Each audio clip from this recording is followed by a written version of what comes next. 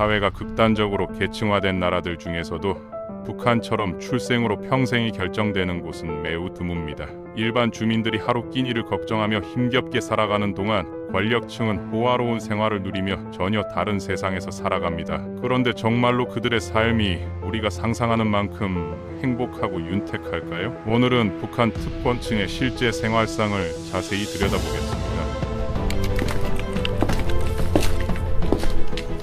먼저 북한의 특권층이 누구인지부터 알아보겠습니다. 이들의 지위는 출신 성분이라는 독특한 신분제도에서 나옵니다. 김일성이 권력을 공고히 하기 위해 만든 이 제도는 개인의 출신 배경과 사상적 성향에 따라 사회 구성원을 핵심 계층, 기본 계층, 적대 계층으로 나누죠. 이 분류는 법적으로 명문화되지 않았지만 실제로는 개인의 운명을 좌우하는 절대적 기준이 됩니다. 교육 기회부터 직업 선택, 결혼, 거주지까지 인생의 모든 영역이 어느 계층에 속하느냐에 따라 결정되죠. 부모의 신분이 자식에게 그대로 물려지기 때문에 개인의 노력만으로 계층을 뛰어넘기는 거의 불가능합니다. 핵심 계층에 속하는 사람들이 바로 우리가 말하는 특권층입니다. 전체 인구의 약 28% 정도를 차지하며 조선노동당 고위 관료, 외교관, 군 고위층, 보안기관 간부, 주요 공장이나 농장의 책임자 등이 포함됩니다. 특히 김씨 일가와 직접 접촉할 기회가 많은 당 고위 간부들은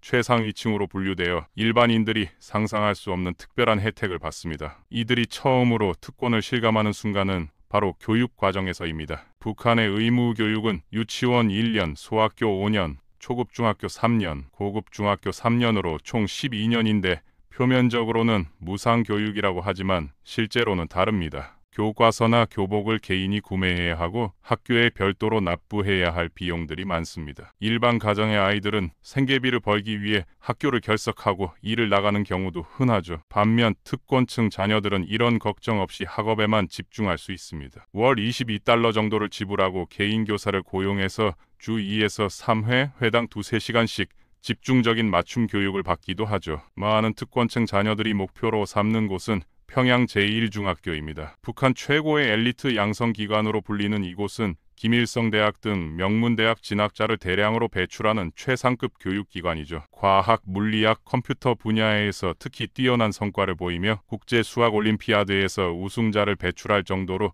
세계적 수준의 교육을 실시합니다. 평소에는 적대시하는 미국의 언어인 영어 교육에도 많은 투자를 하죠. 졸업생들 상당수가 핵 및 미사일 개발 과학자나 사이버 공격 전문가가 되는 것을 보면 명문학교 출신 엘리트들의 주요 진로가 국제적 범죄 집단 업무라는 아이러니가 드러납니다. 대학 입시는 한국보다도 훨씬 치열합니다. 재수나 삼수가 허용되지 않아 단 한 번의 기회로 모든 것이 결정되죠. 시험 과목은 6개이며 내용도 상당히 어렵다고 알려져 있습니다. 실패하면 그 이후의 인생이 완전히 달라지기 때문에 많은 특권층 부모들이 인맥과 뇌물을 활용해서 자녀를 명문대에 진학시킵니다. 실력이 부족해도 돈과 부모의 지위만으로 최고 대학에 들어가는 젊은이들이 적지 않죠. 하지만 특권층 자녀들에게도 항상 두려움이 따라다닙니다. 권력을 가졌던 부모나 친척이 어떤 이유로 실각하면 자녀도 함께 학교에서 추방당하기 때문입니다. 한 탈북자는 어느 날 갑자기 그부가 아무런 설명 없이 사라져버렸다고 증언했습니다. 출석 체크 때 이름도 부르지 않고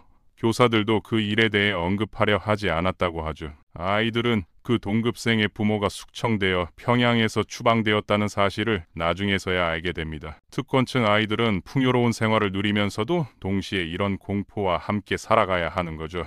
주거 환경을 살펴보면 더욱 흥미로운 현실이 드러납니다. 북한에서는 거주지를 개인이 선택할 수 없고 개인 사정으로 이사하는 것도 금지되어 있어서 기본적으로 국가가 배정한 곳에서 계속 살아야 합니다. 특권층 대부분이 거주하는 곳은 전체 인구의 약 10% 정도가 사는 수도 평양입니다. 지방 주민들 사이에서는 죽기 전에 평양은 꼭 한번 가보자 라는 말이 나올 정도로 평양 거주는 엄청난 명예로 여겨지죠. 평양 거주권을 얻으려면 다양한 조건을 충족해야 하며 평양에 사는 것만으로도 국내 대부분 지역을 자유롭게 이동할 수 있고 쌀을 저렴하게 구매할 수 있는 등 많은 혜택을 누립니다. 평양 안에서도 추가적인 계층 구조가 존재합니다. 평양 중심부에 위치한 중구역이라는 지역은 평양 내에서도 특히 부유한 특권층만 거주할 수 있는 곳으로 다른 지역과 벽으로 분리되어 있습니다. 이곳에는 김일성 광장, 평양역, 외국인 숙박시설, 정부기관 등이 밀집해 있어 북한의 심장부라고 할 수 있죠. 김정은은 이 지역을 중심으로 재개발을 추진하면서 선별된 부유층을 위한 고층 아파트들을 연이어 건설하고 있습니다. 교육자를 위한 4,6층 건물, 미사일 개발 과학자를 위한 53층 건물이 세워졌고, 가장 대표적인 것은 2022년에 완공된 높이 300m 80층 규모의 건물입니다. 북한에서 가장 높은 아파트로 알려져 있죠. 내부에는 5개 방과 거실이 있는 넓은 구조에 고급 소파, 대형 TV, 전화기 등 최신 가전제품들이 구비되어 있고, 넓은 베란다에서는 식사를 즐기거나 가정원예를 할 수 있습니다. 운동기구를 설치해서 개인 헬스장으로 활용하는 사람들도 있다고 하네요. 건물 지상 6층까지는 대형 쇼핑센터, 음식점, 식료품점, 약국, 꽃가게가 입점해 있고, 2층에는 어린이 놀이공간도 마련되어 있습니다. 겉으로만 보면 서울 강남의 고급 아파트와 비슷한 수준의 시설로 보입니다. 문제는 이런 고층 아파트들이 최단 기간 내에 약 1년이라는 무리한 속도로 건설되어 결함이 많다는 점입니다. 현지를 방문한 사람들에 따르면 창틀 콘크리트가 부서져 내리고 벌써 일부가 붕괴된 부분도 있다고 합니다. 단열재조차 제대로 들어있지 않아서 특히 겨울철에는 혹독한 추위에 시달려야 하죠. 더 심각한 문제는 전력 부족입니다. 가장 우선적으로 전력을 공급받는 곳임에도 하루 평균 4시간, 때로는 10분만 전기가 들어오지 않는 날도 있습니다. 전력 부족으로 급수 펌프가 작동하지 않아서 2, 3일에 한 번 정도만 물이 나오죠. 식수가 없어 요리도 할 수 없고 화장실도 사용할 수 없게 되자 주민들 중에는 옥상이나 계단에서 용변을 보거나 배설물을 창밖으로 버리는 경우도 생긴다고 합니다. 엘리베이터도 출퇴근 시간인 아침과 저녁 2시간만 작동하고 다른 시간에는 걸어서 수십 층의 계단을 올라가야 합니다. 이 정도의 불편함을 감수해야 함에도 전기요금과 엘리베이터 운영비는 제대로 청구됩니다. 식생활 면에서는 배급이 거의 중단된 상황에서 스스로 식량을 조달해야 하는 일반인들과 달리 특권층에게는 식량이 우선적으로 배급됩니다. 평양 중심부에 거주하는 특권층은 식량 부족을 크게 느끼지 않죠. 2000년대에는 매주 전용 용지에 원하는 식품과 생필품을 적어서 주문하면 무료로 집까지 배송해주는 서비스도 있었다고 합니다. 식량 가격도 우대받아서 시장 가격 5,000원 하는 쌀 1kg을 평양 시민들은 100분의 1 가격에 구매할 수 있습니다. 김정은이 신정이나 연말 같은 특별한 날에는 사치품을 선물로 보내주기도 하고, 최고 지도자가 주최하는 연회에 초대받아 각종 특혜를 누리기도 합니다. 일반 주민들이 옥수수나 감자 등 대용식으로 연명하는 동안 특권층은 북한에서 매우 귀한 쌀과 고기를 일상적으로 섭취할 수 있습니다. 평양에는 고급 요리를 즐길 수 있는 부유층 전용 레스토랑들이 많이 있습니다. 북한을 대표하는 최고급 레스토랑인 옥류관은 정상회담 때 한국 대통령이 식사를 하고 외교 행사에도 활용될 정도로 높은 수준의 요리와 고급 인테리어를 자랑합니다. 지름 30cm 정도의 큰 그릇에 담긴 달걀과 야채가 듬뿍 들어간 평양냉면이 유명하죠. 4층 건물 규모의 종합 유람선 레스토랑인 지하호도 있습니다. 평양 시내를 흐르는 대동강을 유람하면서 식사할 수 있는 수상 레스토랑으로 돼지고기 요리와 메추라기 구이, 각종 빵 등 다양한 메뉴를 즐길 수 있습니다. 수용 인원이 1,200명 이상이며 민족식당, 야외 데크 레스토랑, 회전 라운지 레스토랑 등 취향이 다른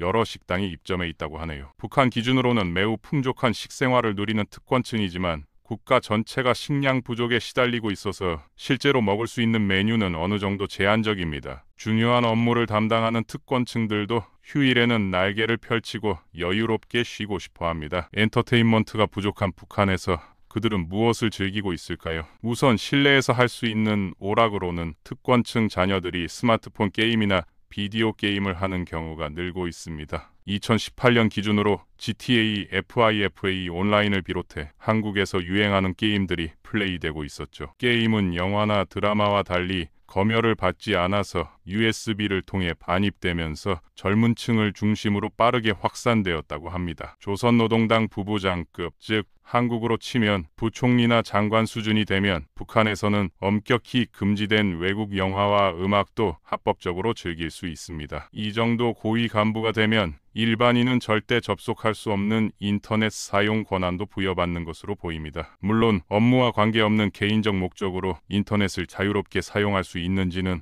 확실하지 않습니다. 하지만 개발이 진행 중인 평양에서는 한 걸음 밖으로 나가면 오락시설들이 의외로 잘 갖춰져 있습니다. 교외에는 북한 최대 규모의 중앙동물원, 현대적 놀이기구들이 설치된 개선 청년공원, 실내외 워터슬라이드를 갖춘 대형 수영장인 문수물 놀이장 등이 있어서 김정은 정권 들어 많은 시설이 건설되었죠. 그 외에도 영화관이나 대형 목욕탕 등 누구나 부담 없이 이용할 수 있는 시설들도 있어서 평양 시내에서라면 그렇게 지루하지는 않을 것 같습니다. 평양 밖으로 나가면 북한 최초의 종합온천 리조트인 양덕온천 문화휴양지, 북한 유일의 항구 휴양지인 해수욕장, 다양한 겨울 스포츠를 즐길 수 있는 마식령 스키장 등 최근에는 지방에도 대형 오락시설들이 점차 늘어나죠. 성인들의 엔터테인먼트로는 술 문화를 빼놓을 수 없겠죠. 북한은 맥주 양조 문화가 상당히 활발합니다. 소주라는 한국 소주에 해당하는 술과 함께 주요 알코올 음료로 사랑받고 있으며 2016년에는 평양 시내에서 맥주 축제가 열리기도 했습니다. 맥주를 마실 수 있는 주점들이 여러 곳 있고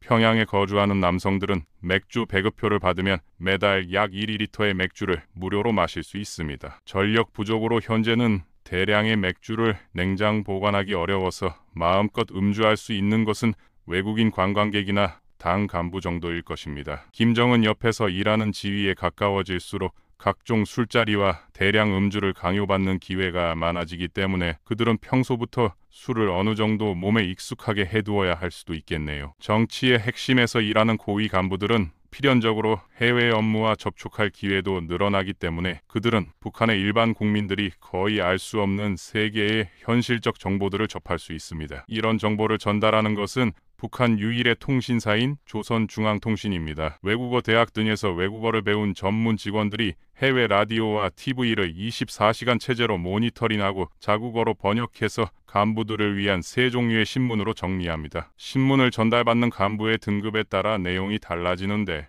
지방에 사는 말단 간부들은 일반인이 아는 것과 별반 다르지 않은 정보만 접할 수 있습니다. 일반인이 알 수 없는 정보를 입수할 수 있는 것은 지방 시도당 부장급이나 중앙당 지도원 이상부터입니다. 미국, 한국, 일본 등의 상황이 거짓없이 작성된 참고 통신을 전달받죠. 더 고위 간부인 조선노동당 부부장급 이상이 되면 백지 통신이 전달됩니다. 외국에서 북한을 비판하는 내용 등 절대로 국민들에게 알려져서는 안 되는 극비 사안들을 알게 되는 거죠. 변명하기 어려운 상황이 되기 때문에 고위 간부들도 직장 밖으로 가져나가지 못하고 읽은 즉시 반납하도록 되어 있습니다. 이 정도로 깊은 정보를 얻을 수 있는 것은 인구 2,500만 명의 북한 국민 중에서도 기껏해야 수백 명 정도로 추정되어 얼마나 엄격한 정보 통제를 하고 있는지 알 수 있습니다. 그만큼 권력의 중심에 가까운 인물이라는 뜻이지만 권력이 높을수록 정상에서 경계당하기 때문에 감시의 눈도 엄격해집니다. 고위 간부들은 24시간 도청당할 가능성도 제기되고 있습니다. 조금이라도 반정부적 언행을 보이면 즉시 숙청당하죠.